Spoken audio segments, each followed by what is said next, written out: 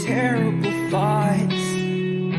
You'd say that it won't happen, but you said you'd help and you haven't. I've been cutting everyone off, get a head start on my run.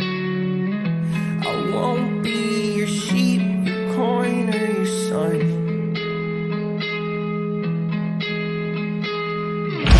Use the just in the spread of case, coherent yet unknown name.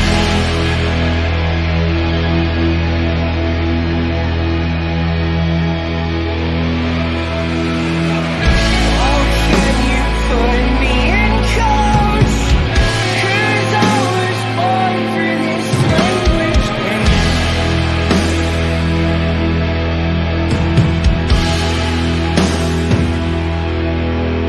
To fall on one side means that I lie, on the other I would die.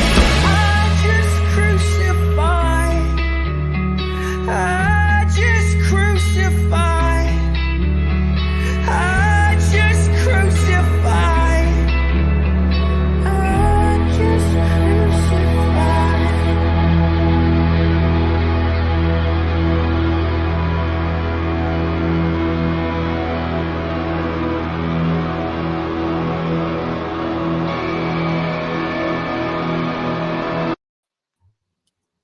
What's up, everyone? Welcome to Apocalypse Here, Christianity You Can Live With. And welcome back to the second part of our Why Universalism interview with Samuel Watkinson. And today I have a special co-host from Spartan Theology, Ethan, who's here with us, who will be joining us for some of the, giving some interview questions and kind of being involved in the conversation between Samuel and me.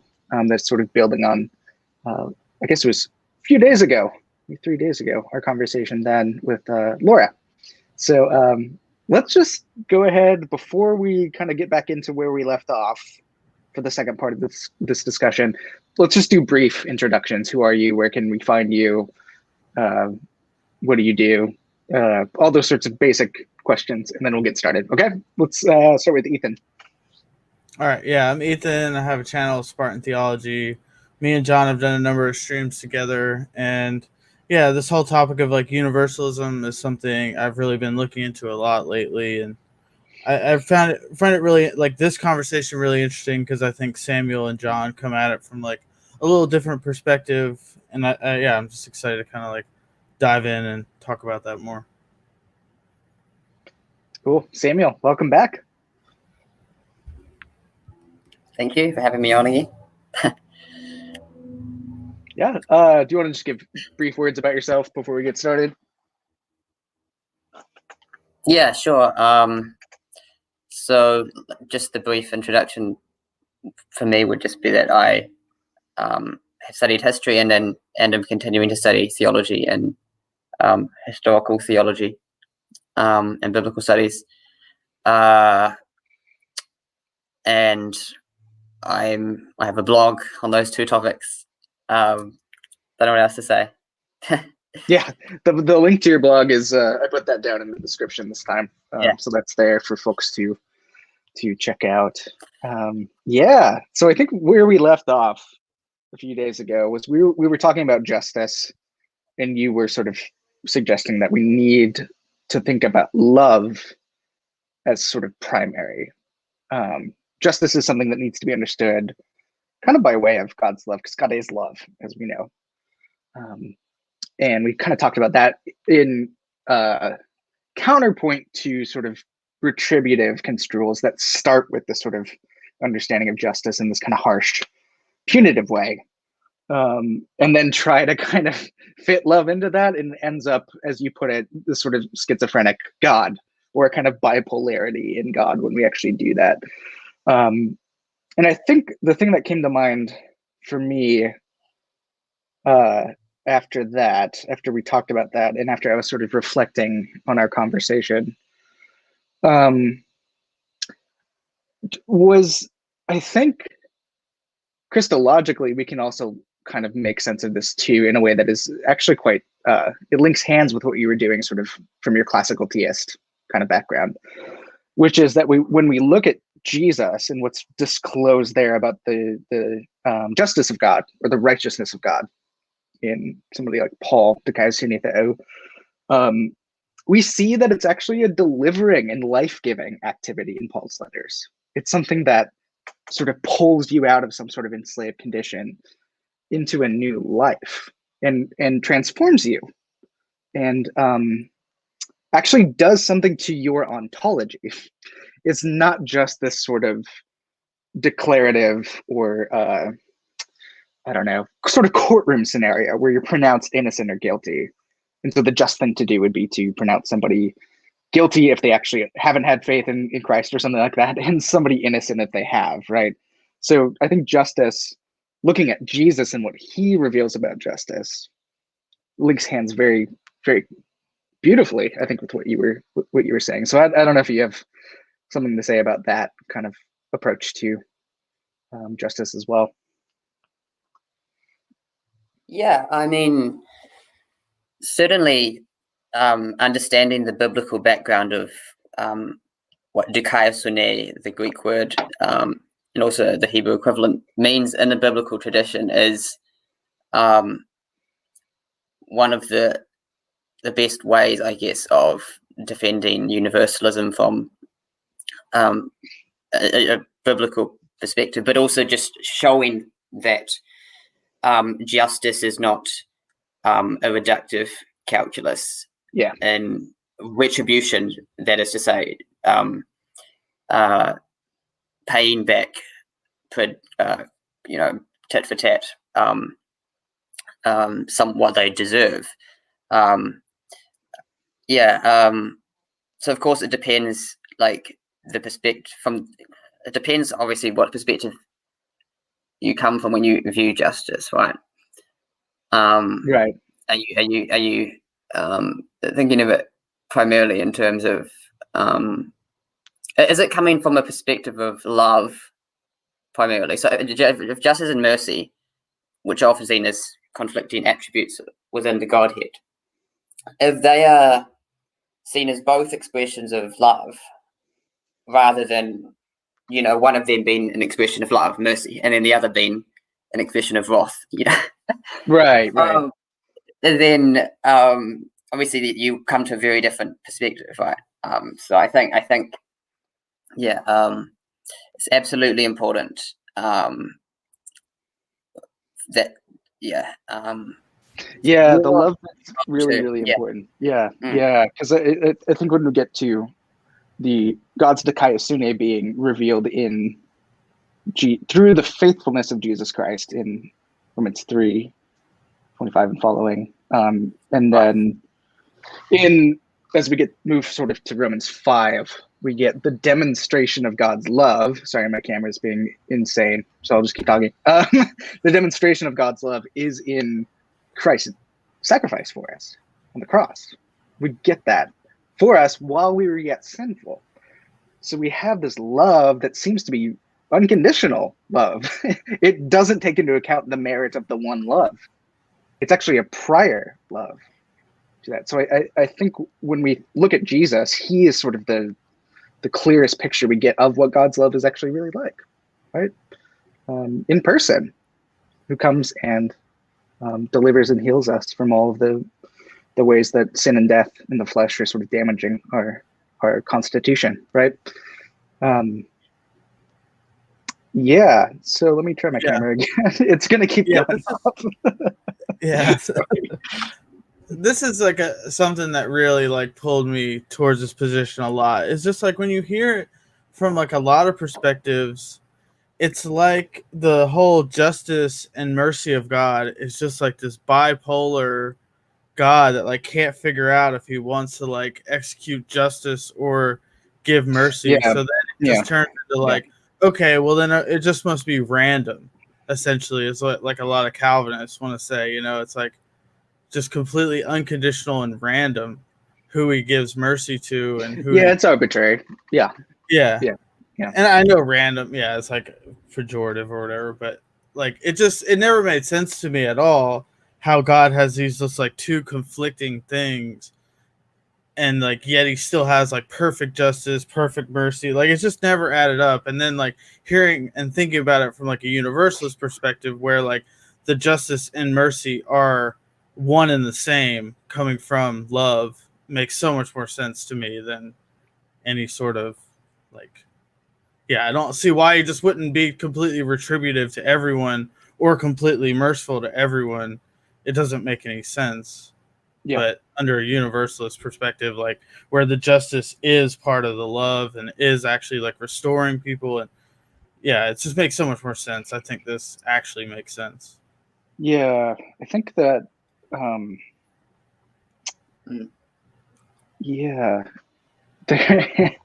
it does make more sense. You're right. I think that, I don't know, Samuel, if you have something to say on this, on Ethan's point, but I don't want to talk too much.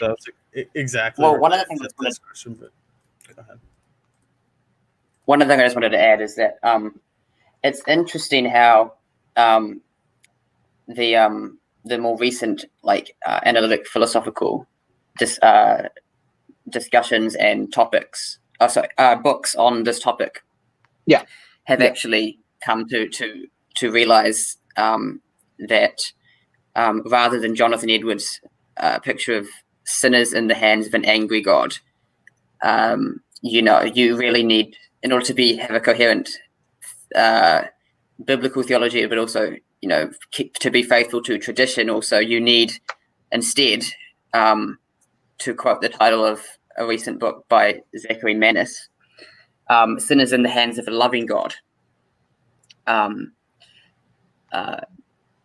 Zachary Manis, he's an interesting, I could talk about him later when we talk about free will, but he's an interesting example of a philosopher who admits that the philosophical and theological arguments for universalism are very persuasive. However, he thinks that tradition and the biblical witness, combine to show that it's that the hope is too utopian, that it's basically still false, even though.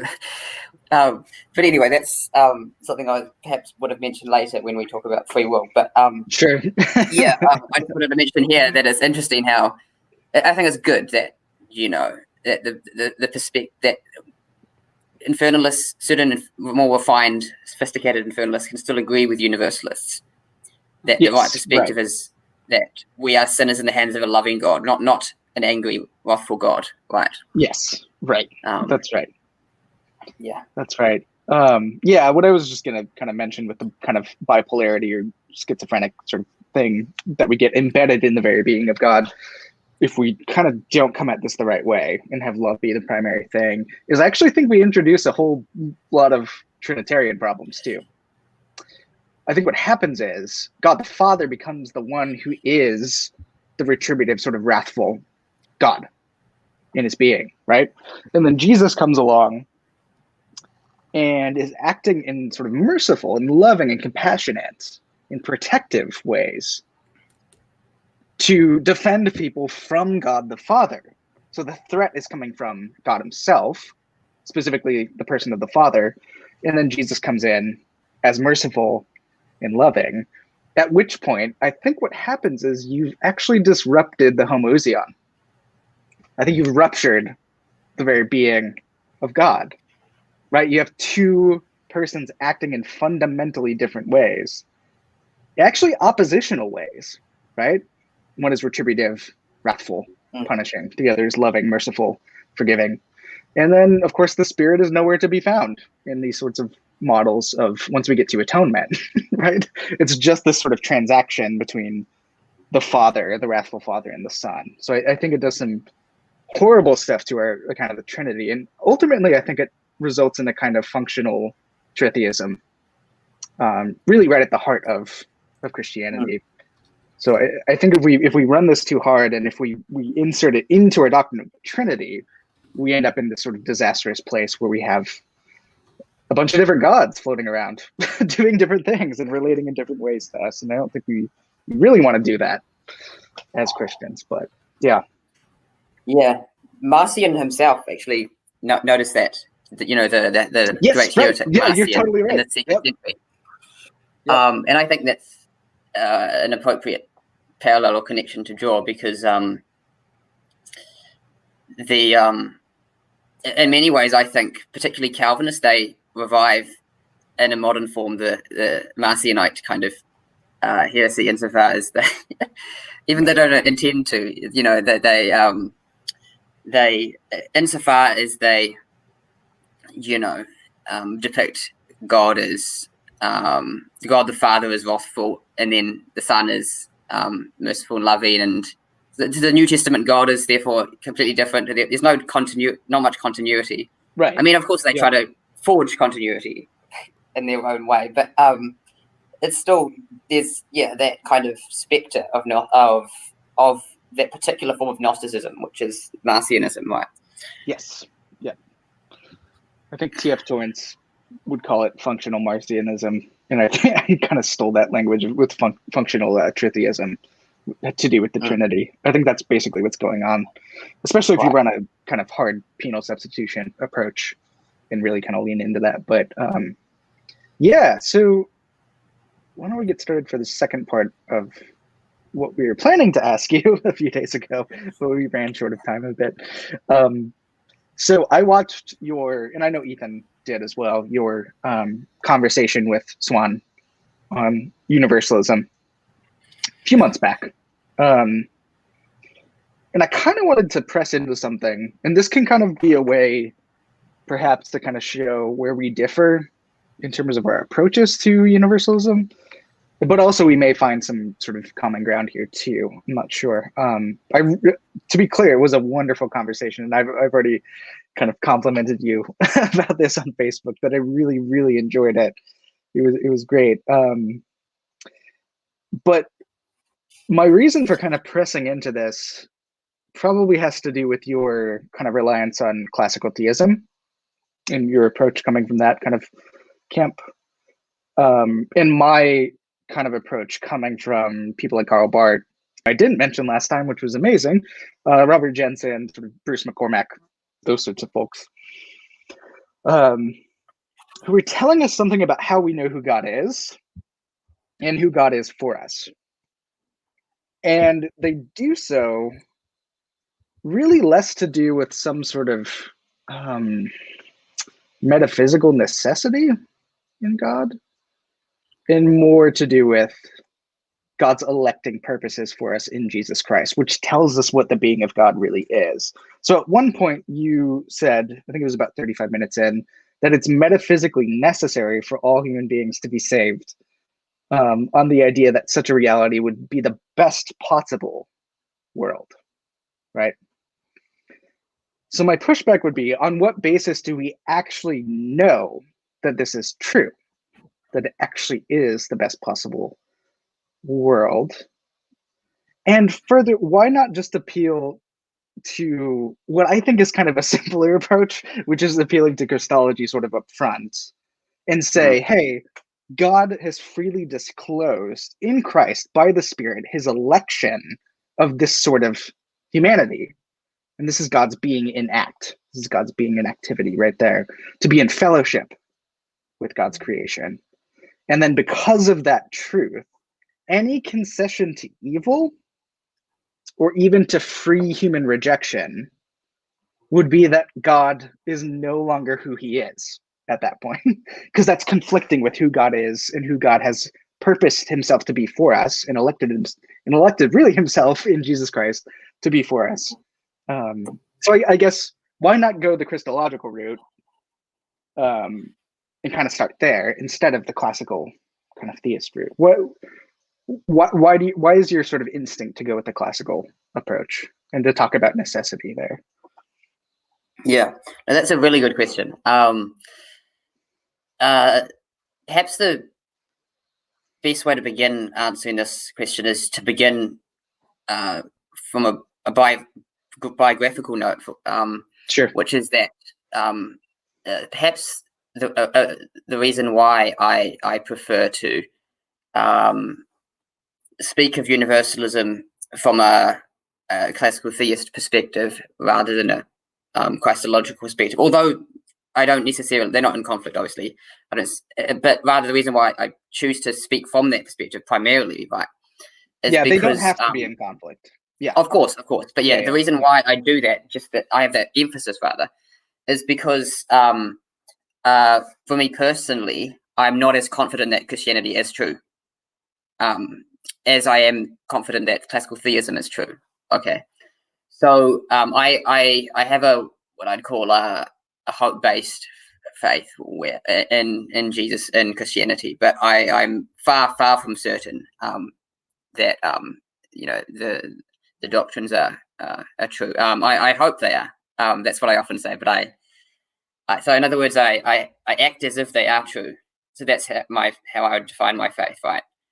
Whereas I'd say that just intuitively to me, it seems that classical theism is like on much surer epistemic grounds, I guess, for me. So that's a personal reason, perhaps. The reason why I spoke in that language of of it being metaphysically necessary in my debate with Swan was actually because of the I don't know if you noticed at the beginning of the debate, I mentioned that we decided to conduct that particular debate in terms of natural theology rather than in terms of revealed theology, right?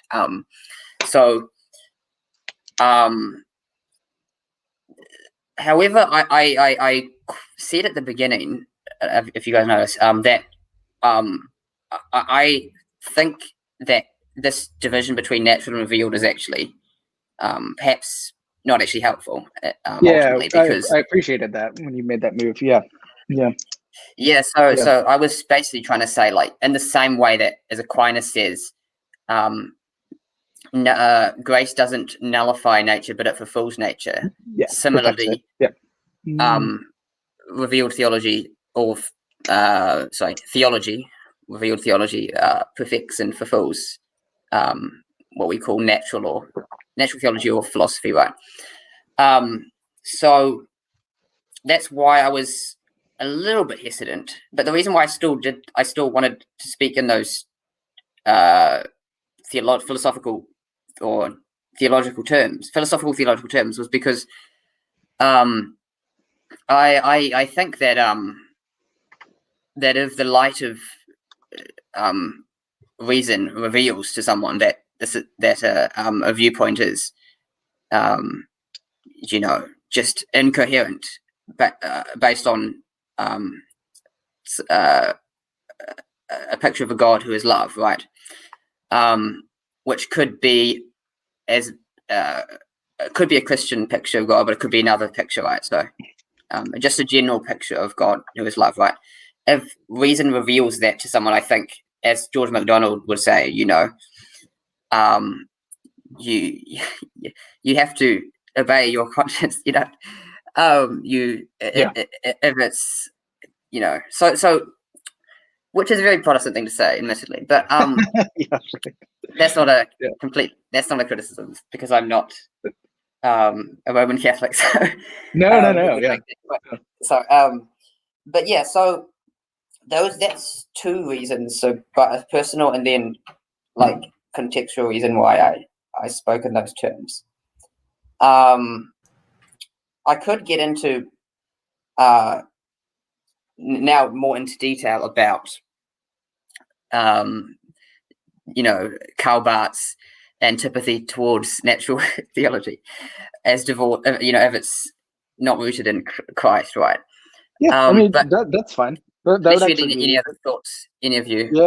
Yeah. What I just said on those two things first. If I could just throw in one thing, I'm sure too, like part of it, just for like the debate itself, like you and Swan are both like pretty committed classical theists, so it did make sense like come at it from that point, because like it would be a powerful argument towards Swan himself, just because like he is, if you could like show that classical theism entails universalism, like you were attempting to do, then like that, he's not going to be someone like some random Protestant you debate or whatever who's just going to be like, okay, well, I'll just drop classical theism or whatever, like that. So just for like that simple reason, in that conversation itself, like it was a good way to go about it. Definitely, a really practical point, but absolutely, yeah. Part of it, yes, and I acknowledge that sort of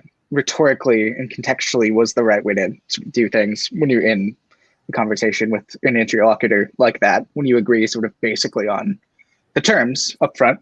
Part of the reason why I asked that was just to sort of see basically where you were coming from, and of course your answer having to do with your kind of personal stuff too was very helpful.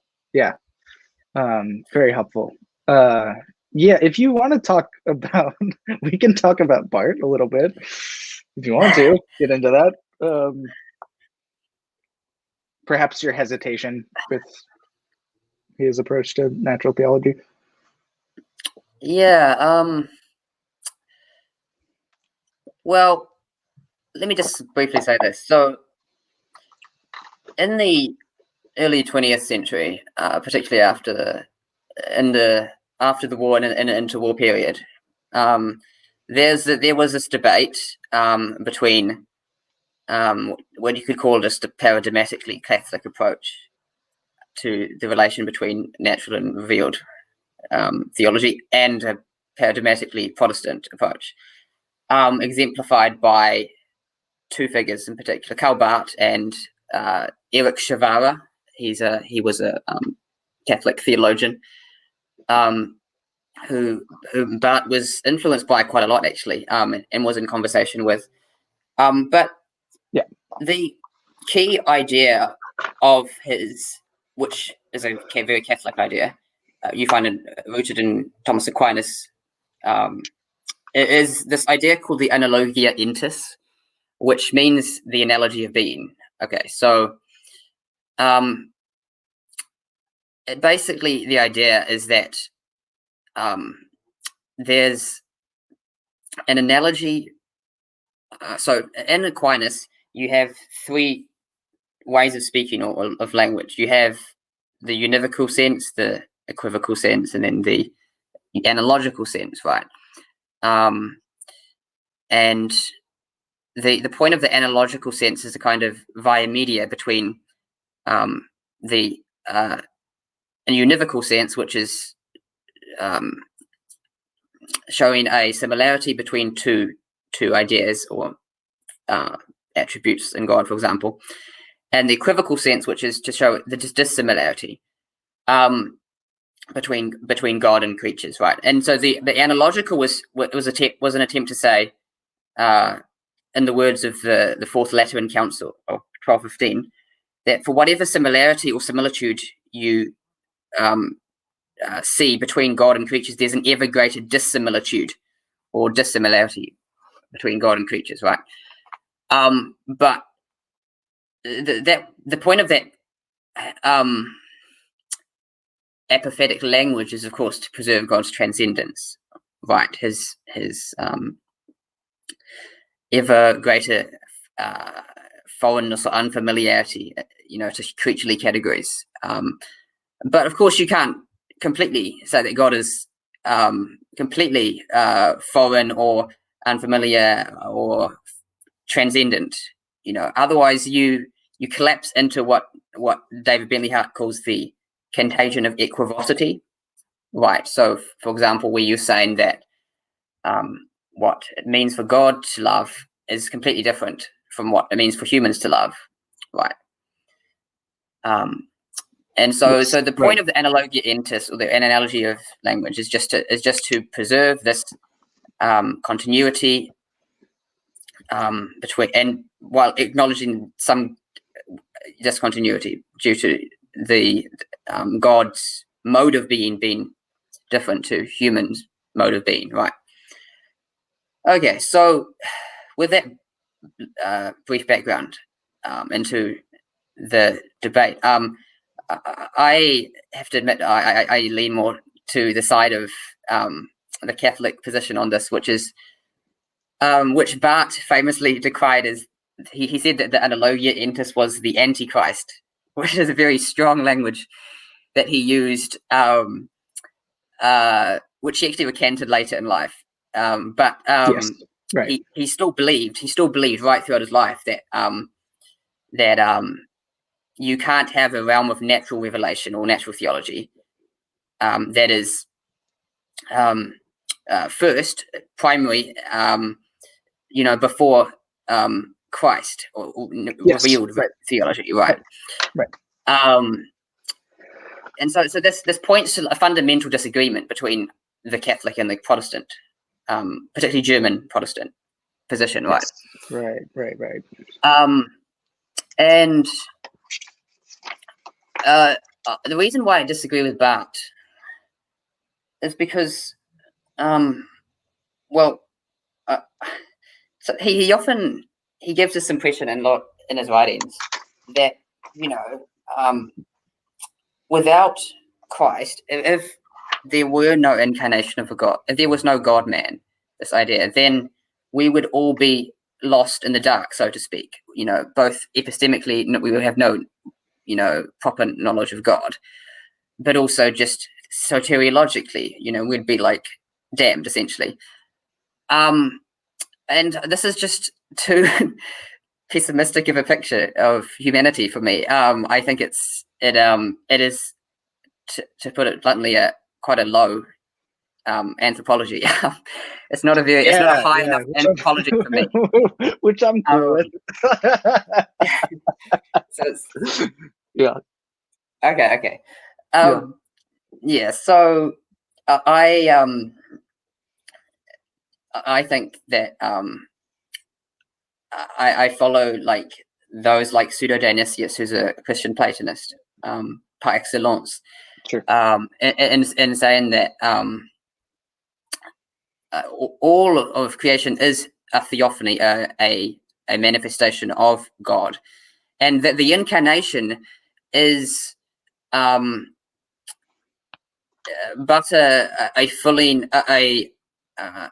fitting thing for God to do, but he didn't have to do it. There's no necessity.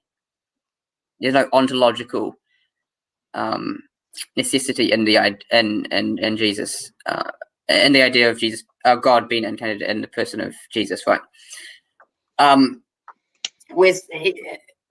You can correct me if I'm slightly erring in interpreting Barth, if you John, but it seems to me that he often thinks that there's a strong necessity in the incarnation, and I just think that's a bit too actually, ironically, it's a bit too reducing of God to an abstract Christological proposition, which is what he likes to. He avoids that kind of stuff. So yeah, I don't know if you have any thoughts on that, but yeah. Yeah, I mean it's a critique I've heard occasionally on Barth, but I've never really read him in the sense that the incarnation is a necessity. I think it ties it to God's free activity, God's free decision to elect himself in Jesus Christ, right? So freedom is right there in the middle of the incarnation, I think, in my reading of Barth. So he's actually quite, and maybe he is inconsistent in some of the things that he says about the incarnation, right? And he is quite dialectical in his approach. And there are points at which he can sort of push toward one side of the dialectic and not resolve anything at all. And then we're sort of left with, wait, what are you talking about? You just contradicted yourself. So there are points at which Barth can be really tricky, and maybe this is one of those points. But my reading of Barth is that this is all out of God's freedom to choose to be this person, Jesus Christ, and to elect this person, and in so doing to draw all of humanity into God's self. You brought up all of creation being a theophany. I actually think Barth would agree with you on that. Right? I think Barth would agree with you on that. The difference is we can only really understand that it's a theophany in the light of Jesus Christ. So it's an epistemological claim. Yes, he said a few times.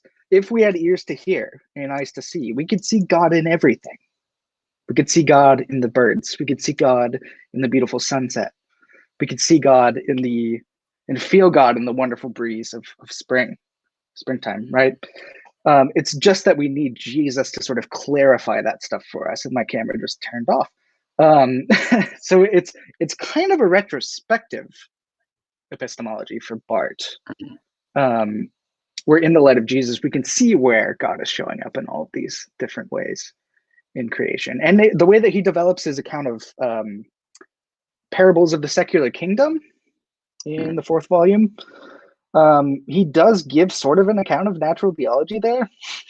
It's not natural theology in the way that his interlocutors were doing it, but God definitely does show up in the world. God can reveal God's self through a dead dog, as Barth would say. God can reveal God's self through all of these different things. It's just we need a certain clarity in the incarnate Christ to really understand how God is showing up elsewhere. And when we do that, we realize that Christ is actually the one mediating all of those theophanies throughout creation.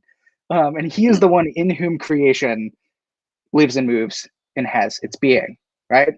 So Christ is the one holding everything together. But we only know that because of the incarnation. We can't just sort of speculate about that and figure that out by some other means. So I think he's actually a bit closer to what you're wanting than maybe you thought. But yeah, what are your thoughts on that? And then we can move to talk about freedom.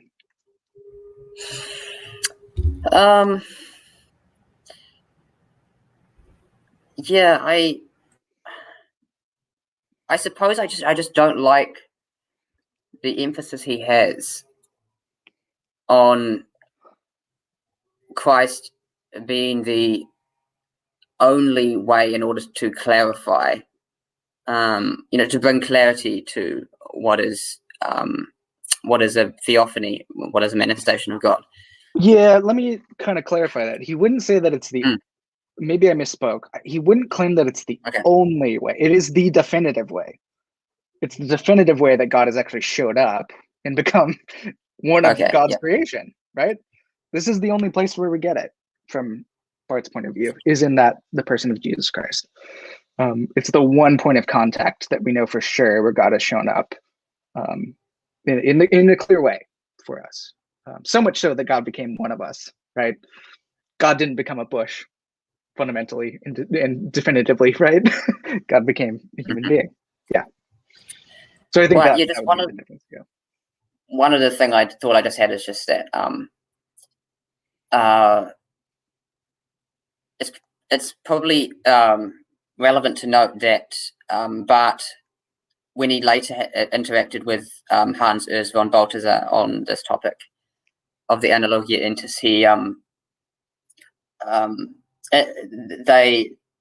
Barth agreed in a sense that there is an Analogia Entis, but that it's seen in a high Analogia Fide, an analogy of faith, right?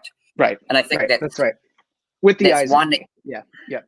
Right. Yeah. So I think that's probably key to emphasize, because when you say that, we can be certain, or that we know for sure that this is the one place where God has revealed himself in the person of Jesus, right? That is obviously faith, claim, right?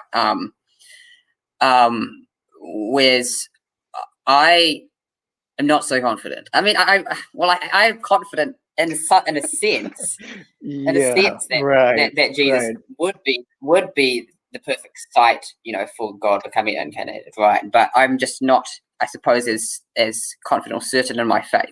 So yeah, I think the difference is your right. confidence is in this other stuff to do with sort of analogia and that sort of stuff, to do with classical theism, to do with all of this other argumentation that's taking place about God, which is fine. And it seems like my confidence is in the place at which I am confessing, and I want to be clear about that. I'm confessing it. I'm not arguing for this starting point. I'm confessing that Jesus is the incarnation of who God is, fully and completely. and definitively, and that's the clearest Mhm. picture we get of God. So that it's a confessional kind of starting point, I guess, for me. And this is Start, 1-1 yeah. of parts. Okay. It's basically what Bart does in 1-1. It's that starting point that you confess. So I put my confidence in that, and then I'm a bit more skeptical of anthropology in a high sense, because I Right. don't think we can know things clearly about God unless God shows it to us as a gift of grace, and God Well, breaks I into our agree with reality. that. Yeah. I agree with that. I agree with that in principle. So I would want to, not that you're doing this, but sometimes when I interact with other Protestants, that they will say that that I'm elevating nature over grace or whatever, or diminishing grace or whatever. Whereas I think, or another way they put it is like you have more faith in natural philosophy rather than supernatural Oh faith or grace. no, yeah, I'm not suggesting that. You're obviously not saying that, Yeah, no, but I yeah. just wanted to say that because it might be a good segue into the foundation for for my views of freedom and free will, right? Because Yeah, let's I go there. Yeah, follow. yeah. Oh, just one other thing I wanted to say just before moving on Sure. is that Go for it. I follow Henri de Lubac, who's another Catholic theologian, part of the so-called Nouvelle Theology movement, which is a bit of a misnomer. But he famously challenged the sharp distinction that Thomas made between nature and supernature, and said by saying that nature is already graced, right? Our ideas of what is nature. So there's no nature is there's already a natural yearning for the supernatural, right? Yeah. Yeah, and so that kind of dialectic, or that disrupting of the boundaries between what we say is natural and what is supernatural, would helps to make sense of why I think that it is metaphysically, or that God can create a world where it is metaphysically impossible that all will reject him, right? Right. Yeah. Let's talk about freedom then, which I think you did a wonderful job addressing in the conversation you had with Swan, because the common defense of infernalism, and probably, as David Bentley Hart would say, the worst defense of infernalism is the free will defense. What people tend to mean by this, of course, is the sort of late modern libertarian notion of freedom, even if they're not in touch with that. And that's not what they think. They don't actually think they're doing that. I think a lot of people, because we're so immersed in accounts of freedom, especially those of us in the United States, that have to do with sort of unlimited choices in front of us, and we can sort of spontaneously choose from those choices. And that's really what freedom is. It's the ability to choose something, or not, right? What's, in your opinion, what's wrong with this sort of rather arbitrary, I think, account of freedom and as choice in that way? What's wrong with that account of freedom? And then how do you, as a universalist, give a different account of freedom within your approach? So what's wrong with that kind of dominant approach at this point, really, sort of libertarian free will? And then what sort of approach would you give in your thinking? So one of the first things that is just phenomenologically wrong is that it's just not true to our experience to say that we have a spontaneous volition to just choose something in a way where we have like a kind of what John Locke calls like an active power which could potentially just choose like any end without any determinate kind of end, right? Or without any sort of knowledge of that end that you were right sort of going for, right? Yeah, so like Aquinas defines free will as intellectual. He defines. Let me step a little bit first before I begin to talk about Aquinas. So, I think what's wrong with that freedom, that view of freedom from a is that firstly it's a pre-modern understanding of freedom, which sees it primarily in terms of like a sort of power. So like automatically the power to choose, right? Whereas I think that that idea of freedom is just back like phenomenologically, but also just philosophically bankrupt. Like it's just not. It's incoherent. Doesn't make any sense. I mean, at best, it's incomplete. It's like a reductive account, right? Of what freedom is, right? Yes. But at worst, it's just incoherent, right? So I think you need to view a complete account of human rational freedom needs to view it with reference to human nature. So, and particularly the fulfillment or realization of a human nature, right?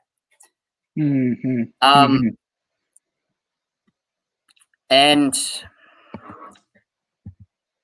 another way to put this is in terms of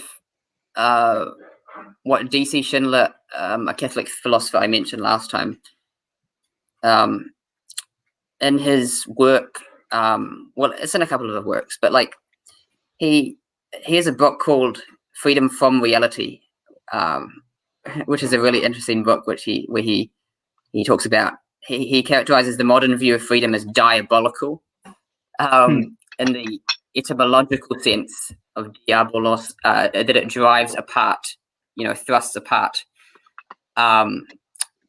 any sort of coherence, right? But anyway, so in more recent books, he has this interesting phrase where he says that freedom should be understood as the gift of self in a double sense. So in both the objective and subjective genitive of the sense of gift of self. So that is to say, in freedom, we receive ourselves as a gift, right? So that would be the objective sense of gift of self, and then, but we also genuinely give ourselves to others, right? So there needs to be, when we view freedom, it can't just be about emphasizing just the subjective pole of our power to choose, but there has to be also a real sense in which ourselves are gifted or given in order for us to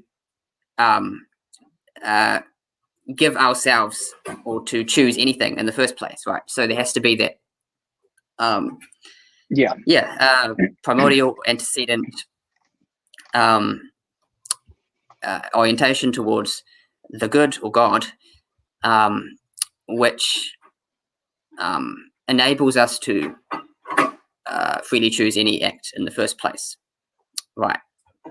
And so, to talk a little bit about Aquinas now, like, so he,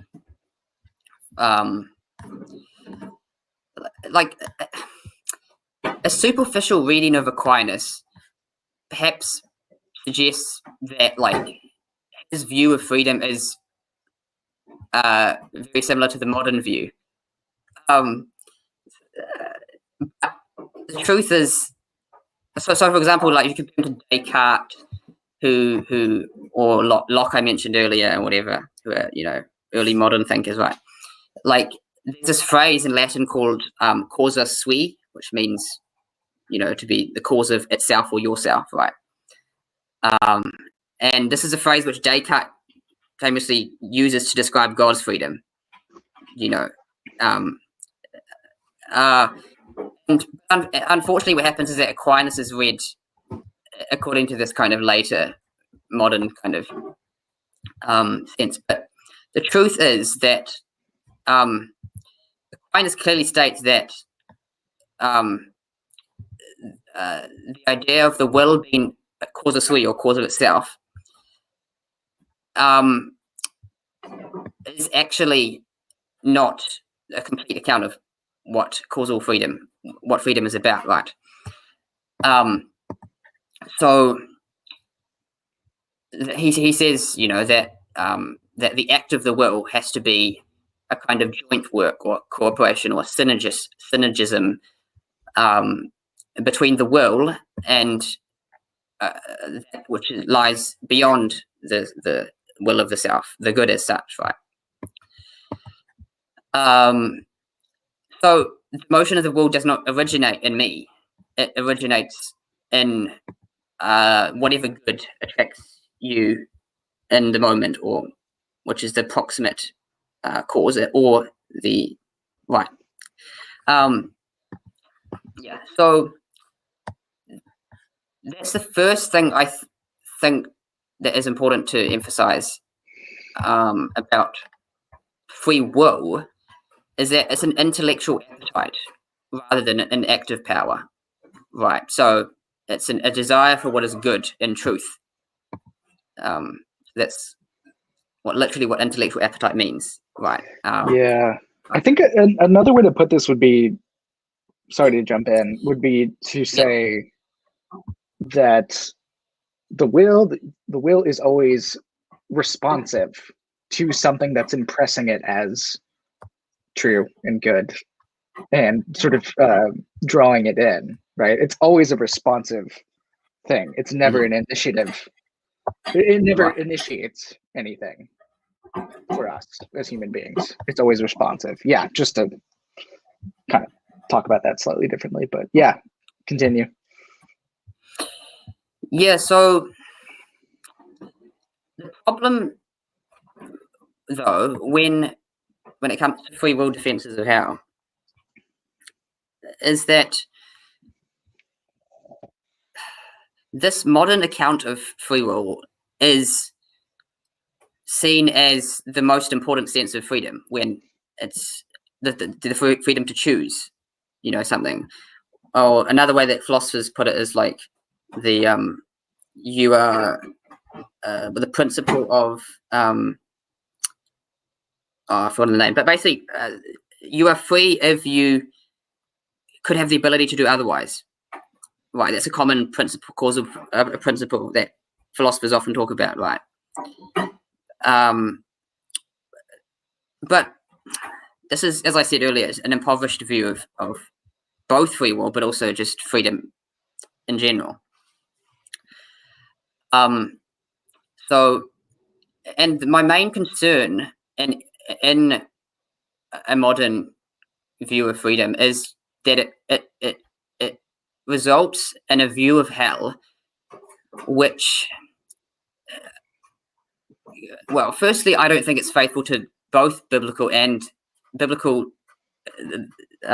scripture, and also the tradition, which emphasizes, even in the infernalist, you know, recension, it emphasizes God's presence in hell, right? Mm-hmm.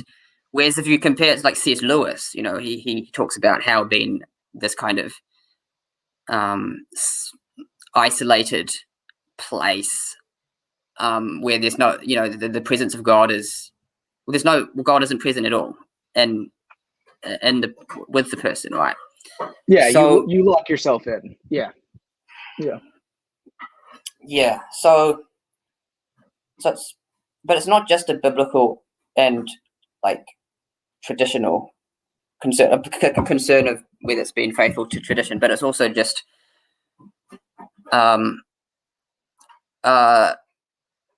when you emphasize in hell, if you view hell as egocentric isolation, what you ultimately end up doing is that you end up limiting God's freedom and his love, limiting it to the confines of a finite human's will, which apparently even God, I think Lewis says in one place that God's omnipotence fails or something in hell or something like that. I can't remember the exact phrase, but he literally says that in a sense, those who eternally exclude themselves from God's presence, that they attest to God's the failure of God's omnipotence, which I think is ridiculous. Yikes. Yeah, so yeah, it's just some brief thoughts there. Yeah, Ethan, if you want to jump in. Yeah, so C.S. Lewis's view of hell was like the last sort of view I held to before really diving into this whole universalism thing. And I can see now looking back, like it was just kind of like the one that sort of seemed, I think really honestly, like the reason I held to is because it seemed less bad. And like, it just doesn't make sense. But like, it doesn't, I don't understand how, something that I always struggled to understand was like, how can we be free if free will is just like this ability to make all these choices? And like, how is it possible that we're free in heaven if we can't sin? Like people say these things and like, oh, the people just like, oh, you won't want to or whatever.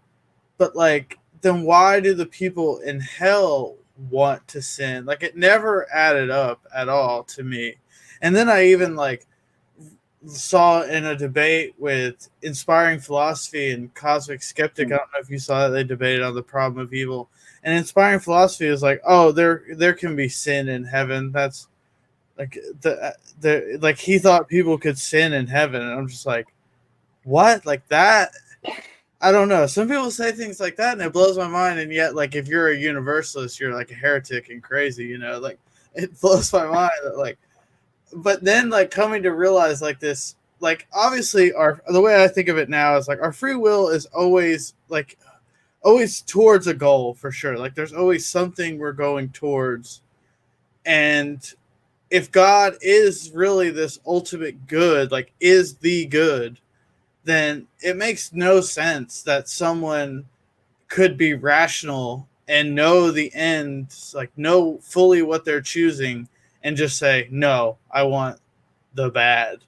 That just doesn't make any sense. So that's like that's kind of like the straw that broke the camel's back that like made me kind of take the jump and just officially like call myself a universalist. Basically, it's just like it makes perfect sense of our free will, and it makes perfect sense of like to me why like here and now why we can make these bad choices, just because like we're not fully rational and we don't have like all the end is not like like it's not clear to us right now. So it's clear that we can make these mistakes or whatever. But yeah, just this whole concept of free will and being able to just choose hell, like I think the only way it can make sense is if people do choose to go there. But it doesn't make any sense that anyone would choose to go there, like unless they just don't know. And then like God being like, yeah, you weren't smart enough, so you made the wrong choice. Sorry. Like I don't know. That just doesn't seem like Jesus at all to me. Yeah.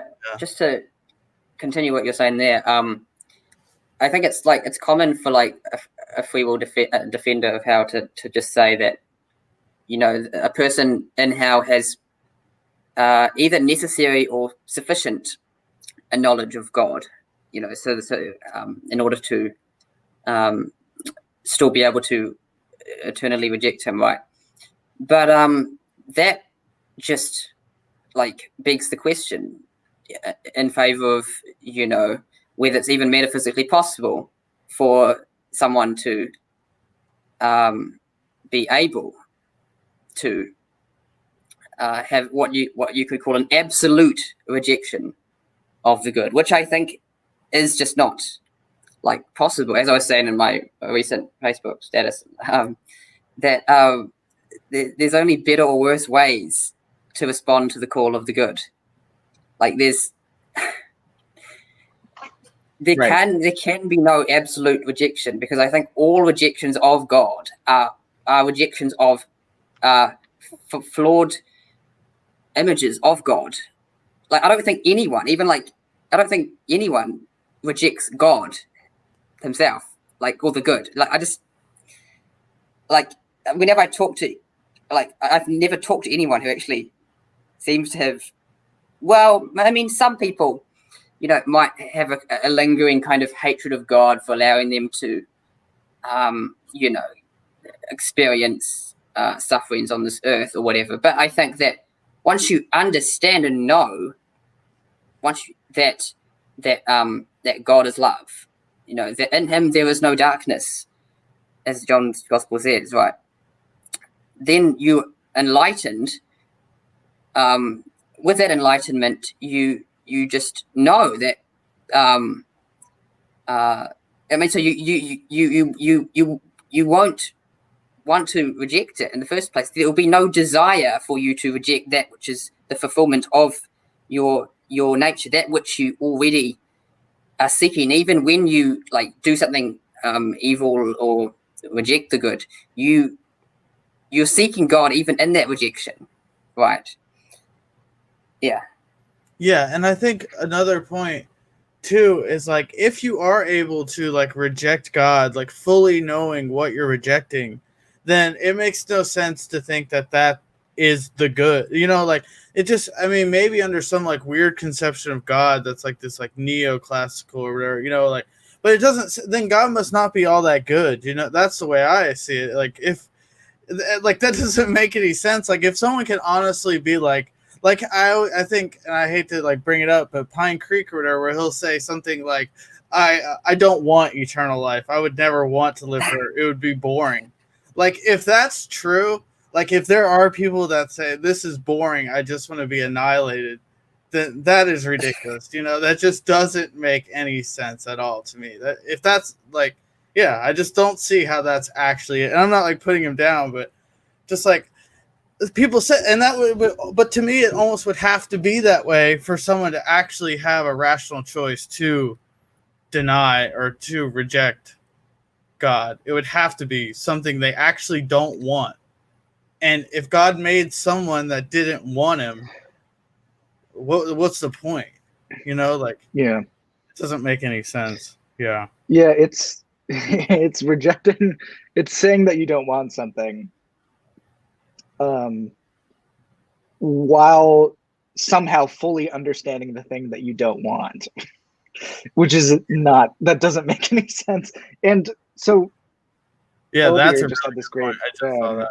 Even a person who chooses to take their own life is actually a deeply and ultimately unfree act. Yeah, I mean, part of the problem with the free will stuff, though, the free will defense, is that choice to do that is somehow equally free to choosing not to do that or choosing some other option. It puts it on this sort of equal playing field that is really bizarre to me. And so when we go with hell and we go with quote unquote choosing God, having faith in God, the weird thing is that those seem to be two equally free choices, right? Do we really want to say that? that choosing hell and choosing God would be equally free, but you have to say that. You have to commit to that up front if you commit to basically a libertarian account of free will, right? Right, yeah. Another way I put this is like freedom for eternal hell is not a freedom worth having. Or like it's not yes, just right. It's not just yep. that it's not just that it's not true or complete freedom, but it's just it's not a freedom that is worth having in the first place. I mean, some philosophers say that, you know, of having the freedom to everlastingly reject God is something that God has to give to humans, like in order to respect their dignity. But there's no dignity there. I mean, all dignity will be all dignity is being stripped away, arguably. That's right. You know, if you That's right. And so, well, I just wanted to mention a little bit about annihilationism, just because it's one of those weird. Let's dump on that for a little bit. Views, weird views, which kind of evangelicals have. It's getting increasingly popular, you know, It's getting very popular, especially since the Rethinking Hell conference stuff. Yeah, it's gotten real popular. Yeah. But to me, it's just like it's sort of just a way in which evangelicals are responding to that. They acknowledge that everlasting conscious torment is, you know, a punishment that exceeds what is rational. So they acknowledge that in some sense illogical, but then all they're doing is just limiting the punishment, you know, from it being infinitely harsh to it being just harsh to the, you know, so sort of like it's sort of just going from the image of God being outsourcing a concentration camp to being an exterminator. To be an executioner. Yeah, great. Yeah. And obviously the retributive versions of annihilationism are probably the most immediately problematic. Although they are Calvinists, like, you know, but the more common in my experience is Arminian annihilationists. And so to just link to what I was just saying earlier about, you know, dignity, and these kind of annihilationists, they often say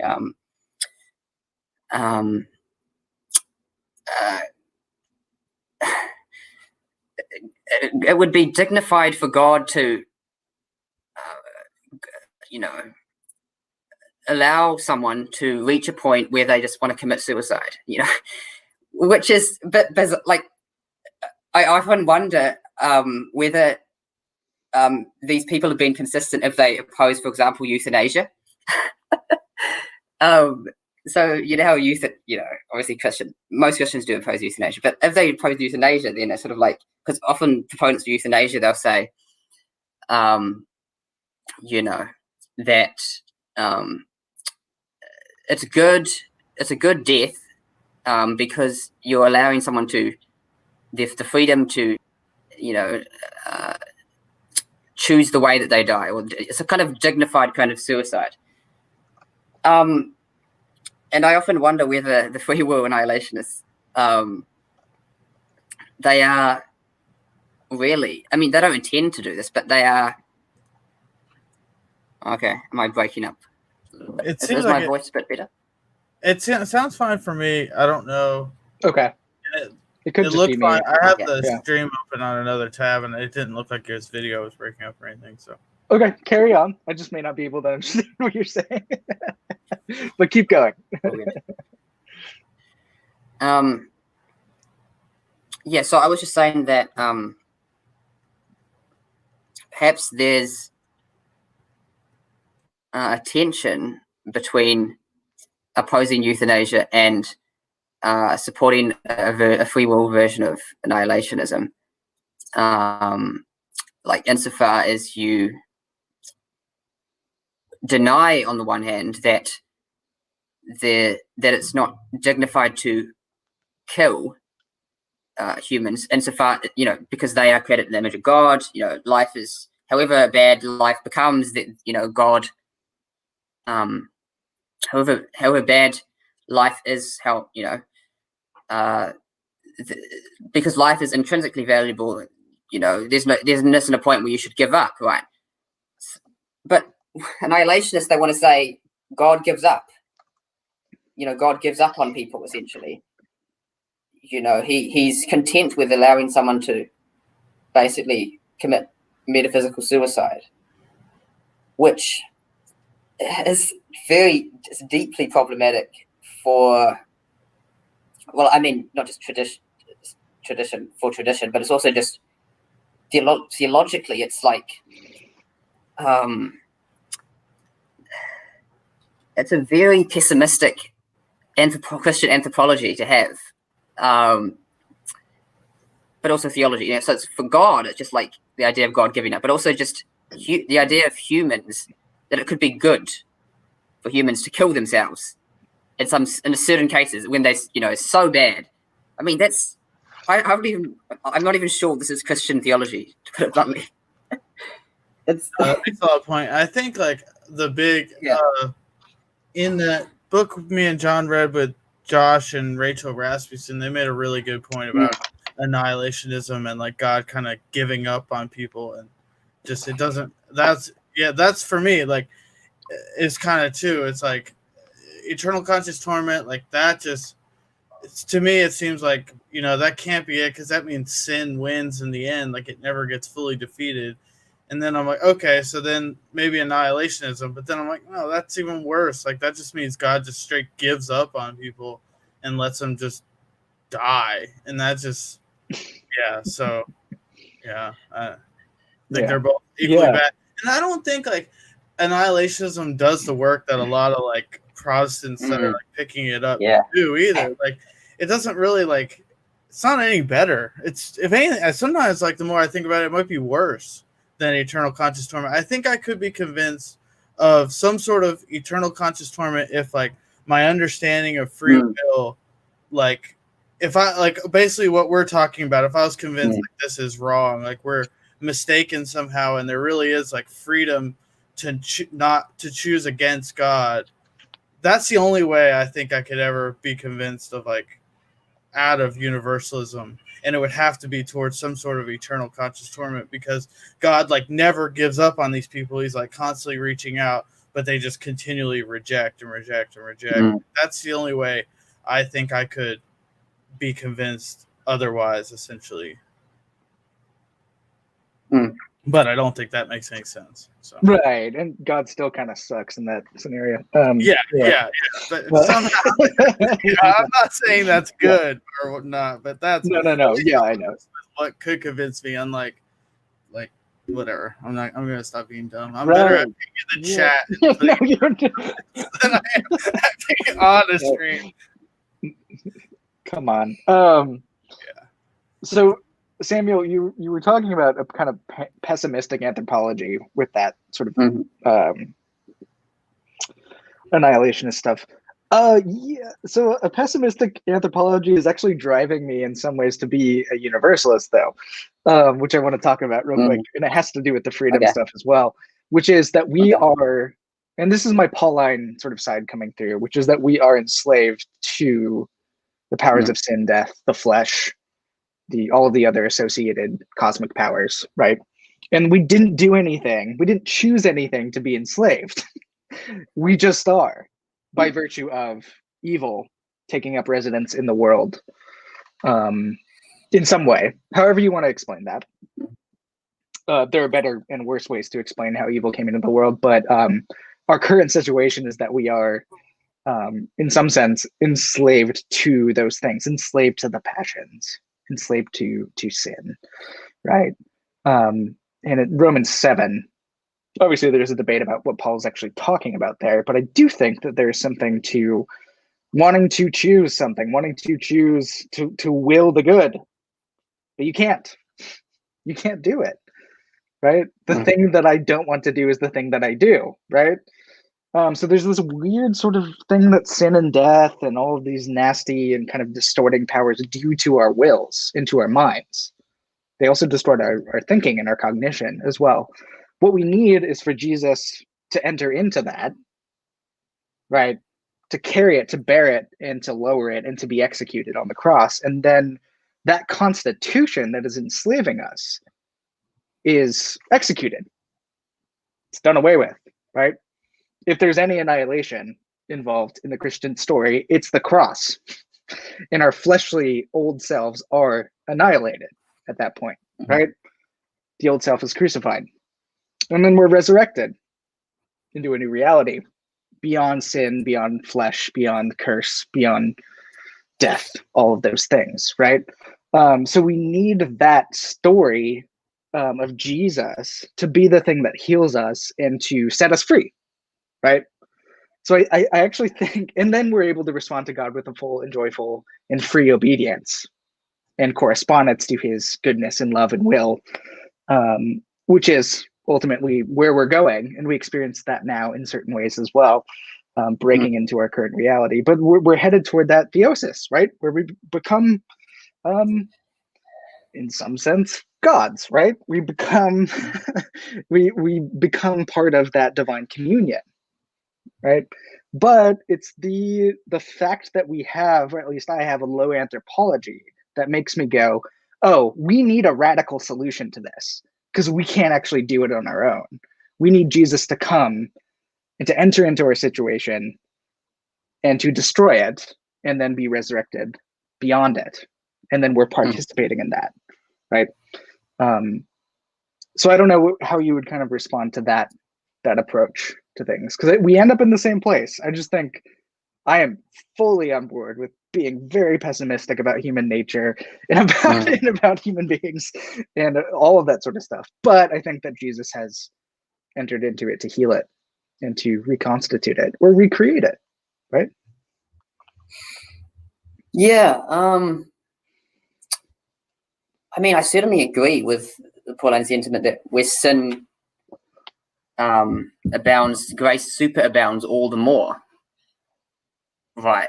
And so there's this excess, like, or superfluity, more than that which is strictly necessary, where God didn't have to save us. But that's where I would probably question the kind of the theological underpinnings of that kind of idea, where if it's the implication might be that we are created in this sort of sinful state, or we have a sinful nature, to the point where it's to do with it's less to do with the sinful nature and more to do with being enslaved and corrupted by evil. Right. So it's taken up residence in our constitution, our ontology. There still is good. We have been created good, but this stuff has really taken up residence in who we are, in our flesh. So I wouldn't disagree with it. I would just want to emphasize that our original condition is to be gods, to theoses. To be divinized. So to be in fellowship with God. Yeah, that's right. So basically, I would just want to, because not that you're doing this, but often with that kind of Augustinian and theology, there can be like what I would consider a distortion of the biblical storyline, in a sense, where there's no like original purpose of us being created to be God, or to be to be in the image of God. Like there's that they begin with sin. It's just the way that it's often structured, like when the people share the gospel. That so whole construction. The problem to solution model, right, where you start off with a problem of sin in your construction of the gospel, and then that moves you forward into some kind of Christian solution. I'm totally do not think that that's what's going on. And also, Augustine's a bad reader of Romans 5:12-21, where you get the Adam stuff. He's notoriously terrible at that sort of stuff, partly because he didn't read Greek. But he's really bad at it. And it's really sort of infected, I think, Western Christianity in a lot of ways, right? Where he sort of inserts this sort of fallen nature sort of stuff, and sort of some Calvinists end up taking that to do with sort of sin being sort of inherited sin, right? It comes through, it's seminal, right? It comes through being being the result of parents having sex with one another, right? And then you're just born bad, fundamentally, right? I don't think that's where we want to go. What I would say is we are created good, and actually this is where election is important up front. God is elected. This is Ephesians 1. God is elected to create a people to be in loving fellowship with himself, God the Father, his Son, and their Spirit, forever. A happy and joyful fellowship. Something goes wrong, yeah, but the ultimate kind of plan to get that plan back on track in the eschaton is ultimately to get that fellowship back on track, where we're actually participating in the very life of God, just like God's original intentions were. So that stuff in the middle to do with sin and being captive to sin and death and evil in the flesh, yeah, that's not natural. That's not natural. That's actually very unnatural. The only natural thing is that state at which we've been created and elected as God's people, right?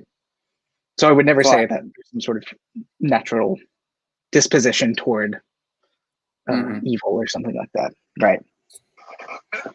Yeah, so that's kind of why I like to use the phrase of Bernard Lonergan, that we have a natural desire for the supernatural, right?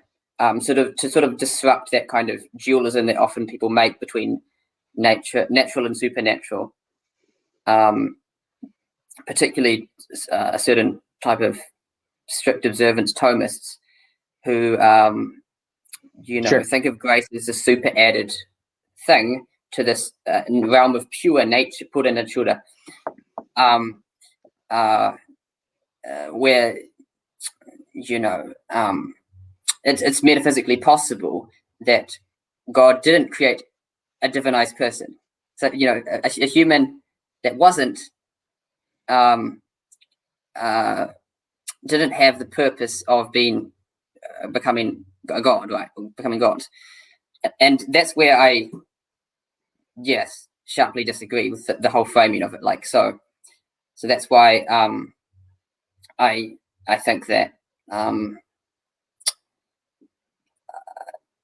humans, we need to view humans as essentially, because of our rational and our rational nature as spirits, in a sense, as gods. We can't but help yearn for that which is beyond the natural, right? And nothing can disrupt that that desire within that desire for good, or the God within every desire. Yeah. Right. Yeah, I would agree with that. I think where I'm coming from, and then we can kind of move on, is I don't know if you've read Jeff McSwain's book, Simul Sanctification. It's on Bart's vision of sanctification. It came out a couple years ago. He's a good buddy of mine. Did his PhD at St. Andrews with Alan Torrance. His point is that he's picking up on Luther's simul justus et peccator, so simultaneously righteous and simultaneously sinful, right? And that's where we are all. We're all in that sort of simultaneity. The goodness that we've been created with is still there for everybody, right? Everybody, regardless of what we do, that goodness still remains in every single person. But at the same time, we're still involved in this sort of enslaved fleshly condition. And that's kind of where we're located in the sort of time between the times, as it were. So that's kind of where I'm coming from with this. Yeah. Cool. Ethan, you were going to say something. No, I was just saying, look at me, I got the book. Oh, yeah. That was very cool. But we do have else before we have some good questions in the chat that we should get to, at least a couple of them for sure. Elvira stuck around the whole time. We at least got to get to his questions. What a king. Elvira. Yeah, exactly. That's what I'm saying. He had some good ones at the top. You put those in the... Yeah, I put them there, but you could still... They're still in the little in the thing, top. so you could pull them up on the screen. Okay, let me go to the top. Boop, boop, yeah, it's fairly easy. Okay, yep. Good. whose justice is the best analogical standpoint for talking about God's justice? Do any civilizations throughout history have a good, quote unquote, good analogy for God's justice? Obviously, America. America Hell no. wins. We're great at this. We're all about justice. We don't do anything wrong. We introduce justice into other countries, Yeah. and yeah, they become better. The way normally when we're involved in other countries, they get better. Yeah. Yeah. But yeah, I don't know. Can't. That's tough, but yeah, I don't know. I don't even know how to answer that. I mean, I would just appeal to like two quotes of Jesus himself, where Jesus talks about how God,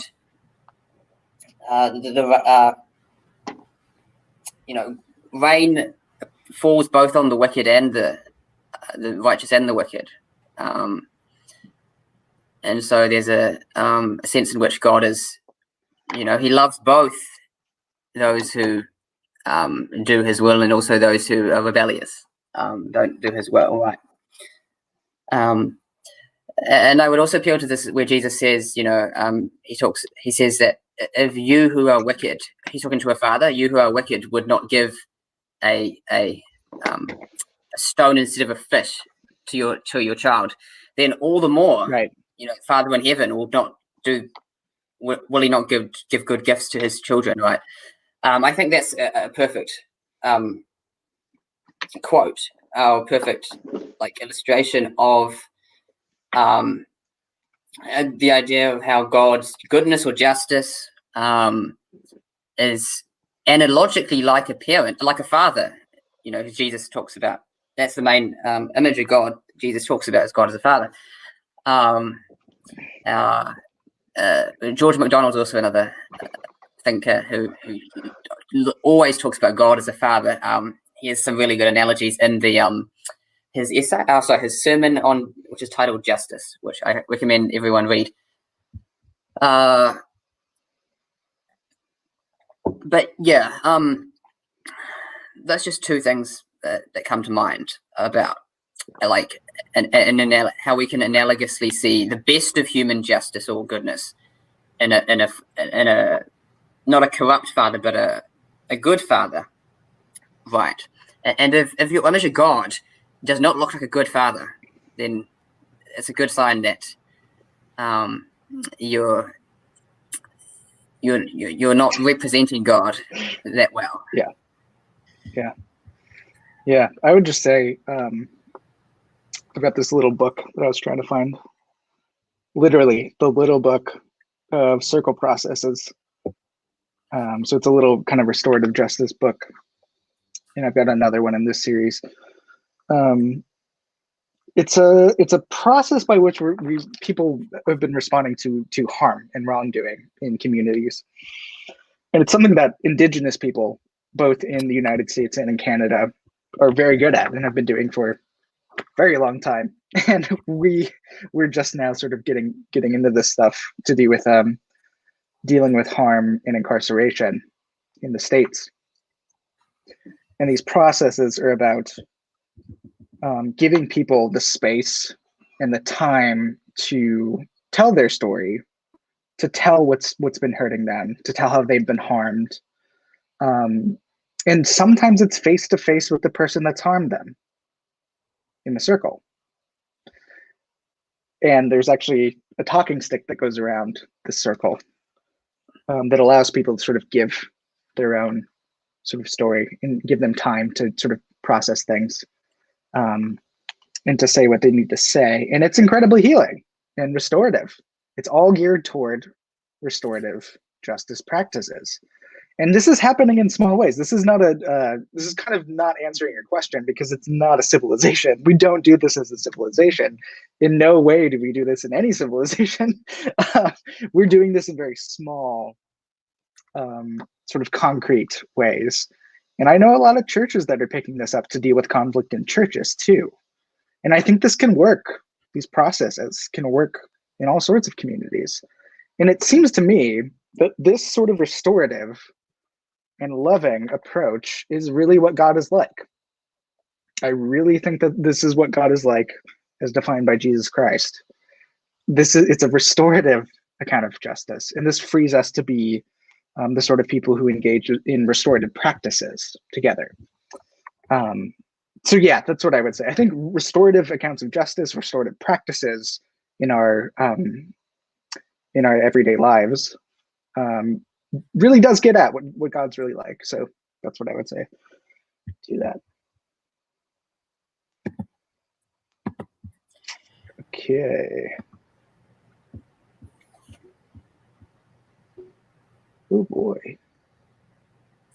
Yeah, we got Nick. Oh man, this is a big one. Yeah, I know. What is the OT's legal ceremonial? I don't know how to answer this one in a quick time frame for sure. Well, I would say that there's a lot of good there's a lot of good stuff in this to do with the ceremonial and kind of legal codes in the OT. There's a lot of good work on this that has come out, especially since Milgram. Stephen Chapman at Duke is good on this stuff, that it's not really retributive, these sorts of legal and ceremonial stuff that's going on, especially to do with the temple. Yeah. So I'm not convinced that any of this stuff is actually rubbing up against kind of restorative accounts of justice or mercy or love or anything like that, but that would take a couple hours more to kind of unpack that. But yeah, Samuel, what do you think? Yeah, well, another book that I could recommend is by Chris Marshall, who's a New Zealand New Testament scholar. He wrote a book called Beyond Retribution quite a few years ago now. But he goes through all the Old Testament and also New Testament texts on justice.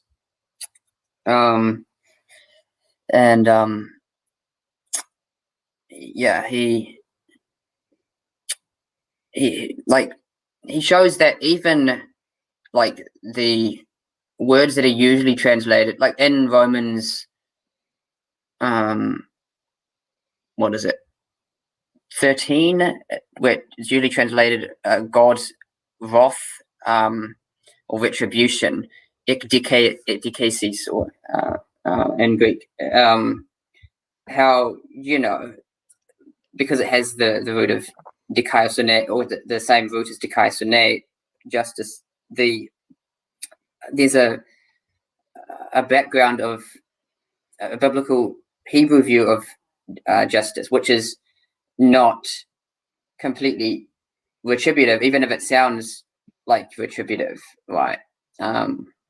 Yeah, so I think that understanding that background is the Old Testament background to the prima facie retributive text, in the New Testament, goes some way, but not all. It doesn't go completely all the way in resolving issues to do with whether justice biblically should be seen as retributive or restorative. I from a purely exegetical perspective, if such a perspective exists, I'm not entirely convinced that that there's a unified restorative justice is a consistent theme throughout the Bible, as some scholars Marshall perhaps portray. But so I can grant that even Paul, was primarily thinking in terms of retributive justice. But I just don't think that's where you should end. We need to, as we were talking about in the previous discussion, right? You need to go beyond the Bible, not in order to be faithful to what we can see to be the trajectory of the Bible. Once it reaches the telos in Jesus of Nazareth, who is the full revelation of God, of the God of Israel, we need to see. We need to ask ourselves whether the God who commands in the person of Jesus to love your enemies will not do the same thing himself. So, yeah, I mean, you can, yeah. So, in other words, yeah, there may be tensions and contradictions between, like, you know, God's wrath and retributive justice, and then some other images of Jesus, which might sound more loving and merciful, you know, like that verse I just mentioned. But, yeah, you ultimately need to make a hermeneutical choice, right? Yeah, agreed. As to which image you need to accent or background. Yeah. Yeah, I think you're exactly right, Samuel. Even if we grant that, like you said, Paul, although I don't think Paul's working with a retributive account of justice, but let's say we grant that Paul is doing that, and even sort of OT temple stuff, he's doing that as well. That actually doesn't disrupt the universalist position. We can kind of grant that and say that there's also this merciful and gracious story too in the Bible, and also outside of the Bible as well, where we're attending closely, for me, to the way that Christ, through the Spirit, is arriving in our midst and helping us read these scriptures and helping us process these things, not to synthesize them cleanly, but to make sense of them in the light of his lordship. And yeah, it's going to get us to a better place, I think, than just being confined to certain texts in the Bible. Absolutely. Is the incarnation an epistemological necessity? It's not a necessity, it's an act of freedom, of God's good generosity and will to enter into our human situation in Jesus Christ. And I would say, this is where I'm guessing that Samuel would disagree with me. I think that that choice to be with and for us in Jesus Christ is the very being of God. That being an act, that decision, this is sort of where Bruce McCormick is coming from, that election of Jesus Christ to be the sort of God who comes down to be with and for us is what God is really like in God's very being. So it's not a necessity. It is God's free election of who God is and also who we are in God. Okay? So it's not a necessity for me, but For me, I just think it depends how you pass out the term necessity. I think it's actually, there's no contradiction between saying that the incarnation is a free act of God and that it's necessary in some sense. So it depends what you mean by necessary. When you say it depends. And it depends on what you mean by some sense too. So it's both of those things. Yeah, right. Yeah. So you, for example, so you could say that it's necessary, in a conditional sense, a conditional necessity or contingent necessity, right? So in the same way that you say that I would say that if God creates, then it's necessary that he saves all creation. You could also say that with the incarnation, that if that the means through which God achieves this his eternal purposes of theosis for his creation is through the mediator, the man Jesus Christ. You know, he is the what's the word? The only means through which this week's a little bit tricky because sort of you could say that he's the only means through which God achieves his end, theosis, or you could say that it's befitting that God chooses a person like Jesus, but that he possibly could have chosen someone else. But at any rate, I mean, I still think that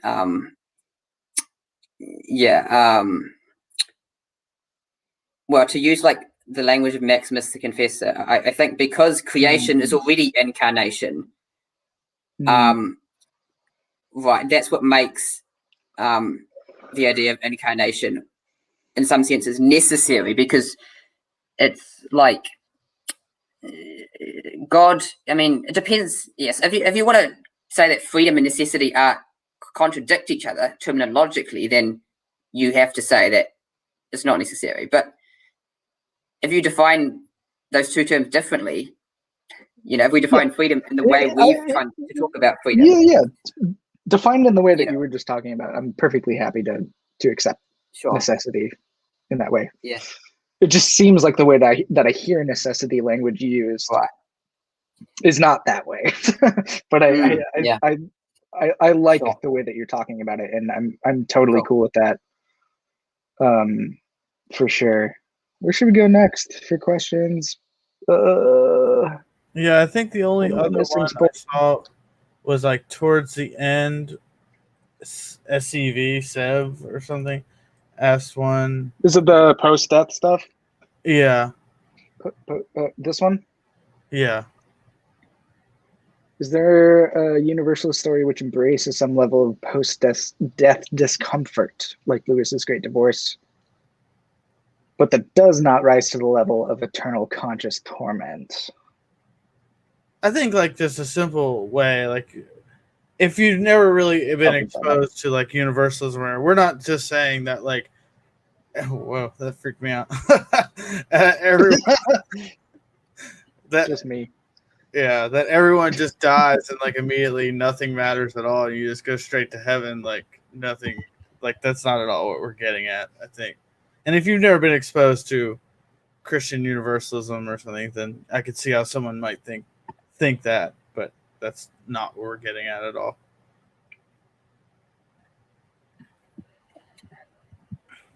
Yeah, I mean, most of the main, some of the best universalists in history, like Isaac the Syrian, or more recently in the 20th century, Sergius Bulgakov, they talk about how hell is not a place, but a state of bitter regret at sins which humans have committed. So obviously there's a real sense in which hell is a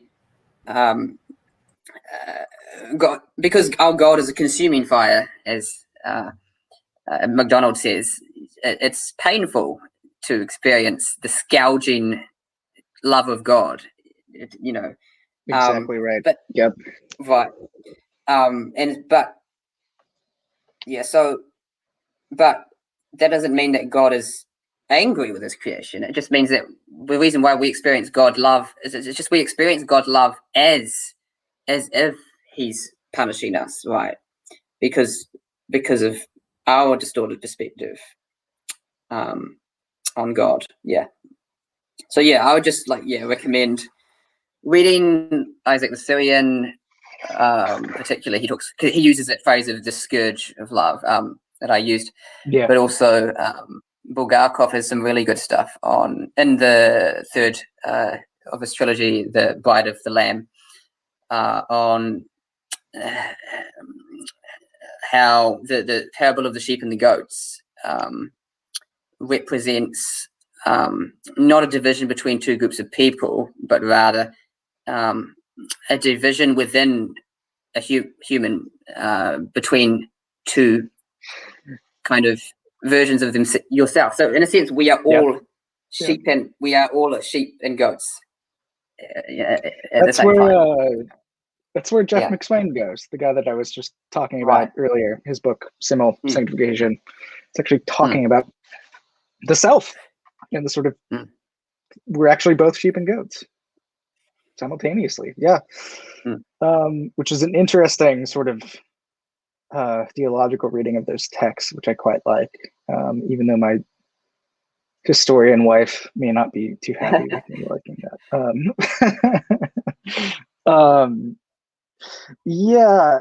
On discomfort post-death, I think there's a real accountability for everybody in the judgment that we're going to face, and it could be excruciatingly painful.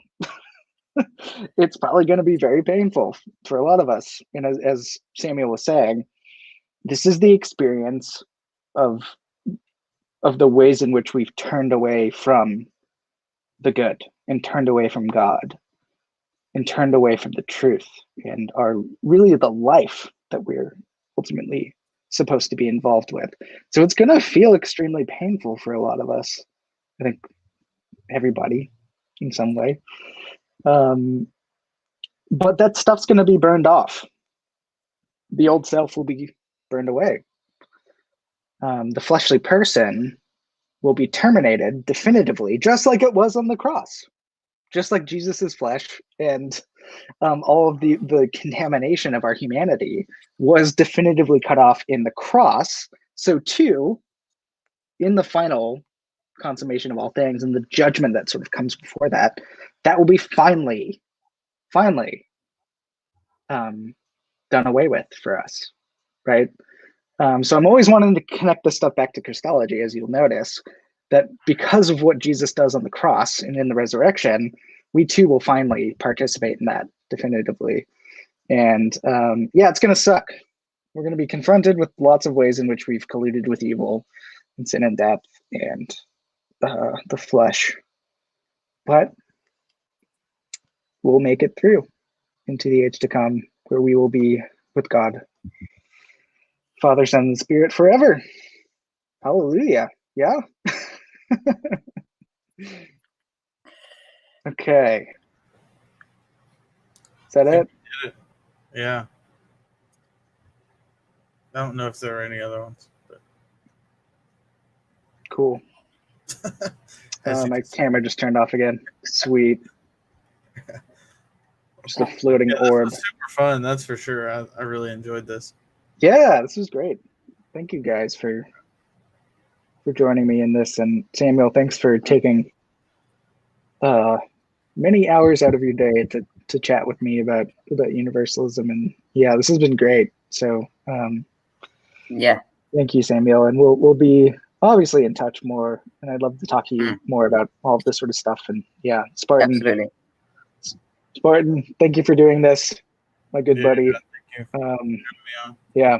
My And first time with I this, like a real stream, so I feel fancy. what's that?